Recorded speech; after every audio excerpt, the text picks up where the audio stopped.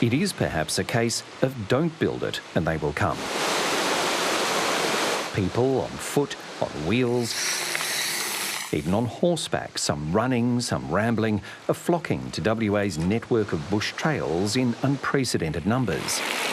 People reconnected, or for some people they connected for the first time to the natural environment, and I think all of the different trails experiences that we have in WA provided that perfect opportunity for people to engage. And one of the best places to engage is the southwest town of Dwellingup. People are coming to the former logging town in their thousands from around the state, around the country and around the world to cycle, hike or just meander along the local trails. We live in a world that can be quite chaotic and hectic. So for me, just being in trails and being in nature just really helps me kind of reflect on everything. Mountain bike enthusiast John Cusack enjoyed Dwellingup's trails so much he moved to the town. For him, riding keeps his mind and body active. You're out in the bush, you get to see all sorts of animals and birds, something that you can do by yourself, it's something you can do with a group of friends. Of course, it hasn't always been this way. In the mid-1990s, Alicia Caruso's father, Peter White, owned a local adventure tour business and thought it might be a good idea to hire out a few bikes. I remember my wife saying to me, "Do you think mountain biking is a good investment? Do you think it's good?" And I said, "I think it's going to take off." It was a slow burn, but take off it did.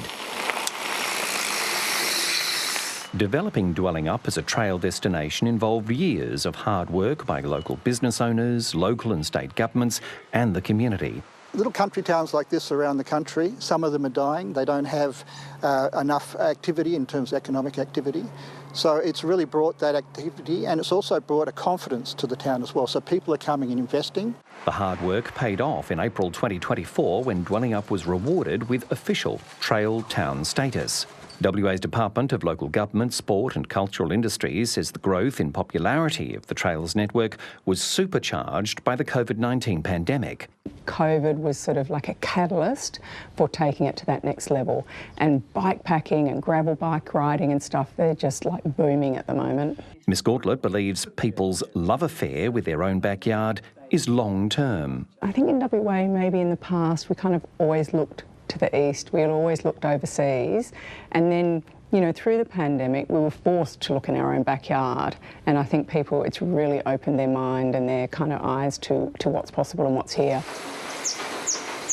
The WA government has invested tens of millions of dollars in enhancing and expanding trails, which it says include Indigenous dreaming networks 60,000 years in the making. Jonathan Beale, ABC News.